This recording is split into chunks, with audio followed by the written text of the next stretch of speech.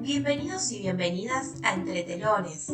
Hoy veremos el teatro del siglo de oro español. El siglo XVII es considerado parte del siglo de oro español, cuando se produce un importante florecimiento del teatro. Aquí se destacaron autores como Miguel de Cervantes, Lope de Vega, Tirso de Molina, Calderón de la Barca, entre otros. Se trata de un teatro con una marcada impronta popular, con una gran afluencia de público. Este no fue un fenómeno que se diera exclusivamente en Madrid, sino que se dio en casi todas las ciudades del país: Valencia, Sevilla, Toledo. Apareció lo que se llamaba comedia nueva. Recibe el adjetivo nueva porque se buscaba marcar la diferencia respecto de la comedia clásica. Era un teatro que se diferenciaba de la tradición aristotélica. En el siglo de oro, se llamaba comedia a cualquier obra, tanto tuviera un final trágico como alegre. Así pues, se entendía por comedia cualquier tipo de representación dramática. Las obras tenían una división tripartita, en donde el primer acto comenzaba de una forma abrupta, introduciendo repentinamente la acción. Con este recurso se pretendía acelerar la acción dramática. Los aportes de Lope de Vega. El teatro de Lope, autor nacido en Madrid en 1562 y muerto en 1635, era muy criticado por los académicos. Él era consciente de que aquello que escribía no era lo que indicaban las normas, pero lo hacía porque era lo que la gente quería ver cuando iba al teatro. Para él, la finalidad del acto dramático era dar gusto al público. Lope lograba un término medio, que se plasma en su arte nuevo de hacer comedias, 1609. Un equilibrio entre lo que sería un teatro totalmente popular y vulgar y un teatro apegado a las pautas clásicas. Encontramos una mezcla de géneros que crea el concepto de tragicomedia, la unión entre la comedia y la tragedia. La noción de tragicomedia permite cuestionar facetas propias de la condición humana. El hombre no es absolutamente cómico ni absolutamente trágico. Este fenómeno puede ocurrir de dos formas: presentando una escena cómica después de una trágica, por un corte, con una escena cómica dentro de una trágica. Por otra parte, la mezcla de géneros también se observa en los personajes que aparecen en la obra. En la tragedia clásica, los personajes eran de clase elevada. En cambio, Lope opina que puede aparecer cualquier tipo de sujeto. Entonces se juntan personajes propios de la tragedia con otros que eran característicos de las comedias, hecho que supone una primera gran novedad que el autor introduce en el teatro. Las tres unidades dramáticas. Las tres unidades aristotélicas de la poética, acción, espacio y tiempo, no funcionan de la misma manera en que el autor clásico las planteó. Acción. Lope se muestra en este aspecto totalmente aristotélico. La acción debe ser única y armada de tal forma que no se pueda eliminar nada de ella. Su comedia posee una acción bifronte. Por ejemplo, en Fuenteovejuna hay una acción, la rebelión, pero con dos líneas diferentes: pueblo versus comendador y comendador versus reyes. Espacio. El autor aclara que no tiene por qué haber un solo espacio como planteaba Aristóteles. Se deben utilizar todos los que las acciones precisen. Tiempo. En este aspecto, tampoco respeta lo que establece Aristóteles.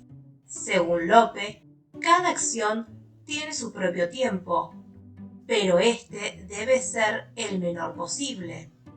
La excepción la encontramos en el teatro histórico, como es el caso de Fuenteovejuna, 1619, Lope de Vega, en donde es necesario que transcurra mucho tiempo y que el paso de este se note de alguna forma.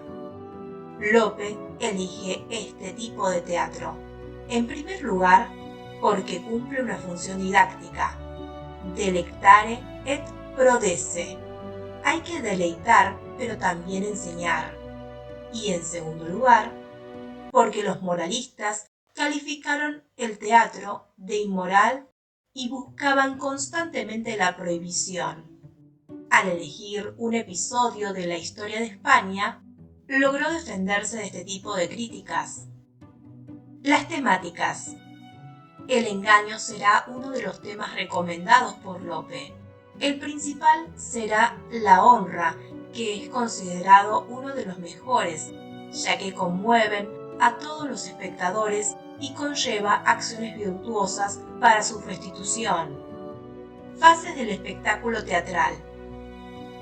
El programa de una velada o sarao teatral en un corral o casa de comedias se dividía en 3 jornadas o actos de una comedia.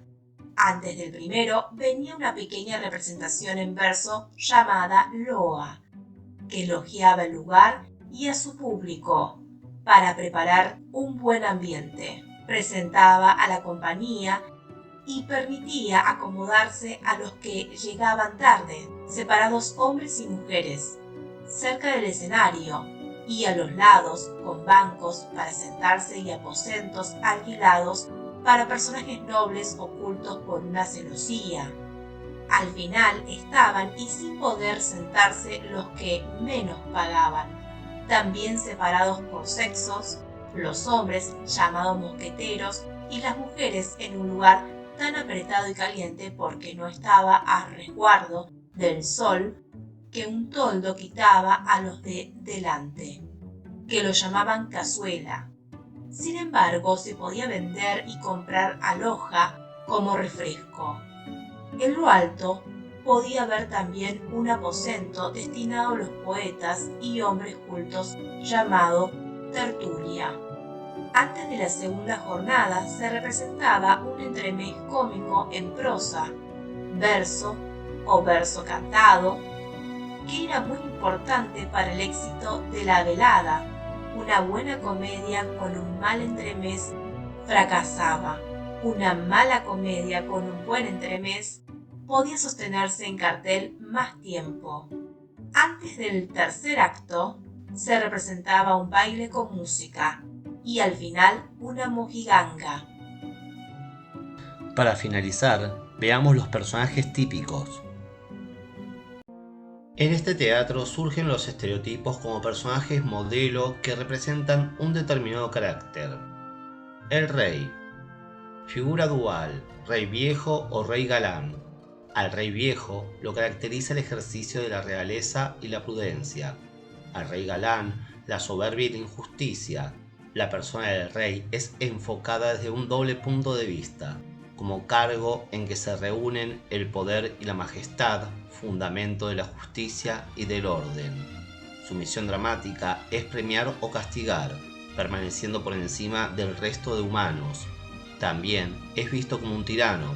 Sus decisiones son unipersonales e inapelables. Responde al concepto imperante en la época de Calderón sobre el poder del rey que no consultaba en la corte los asuntos de importancia.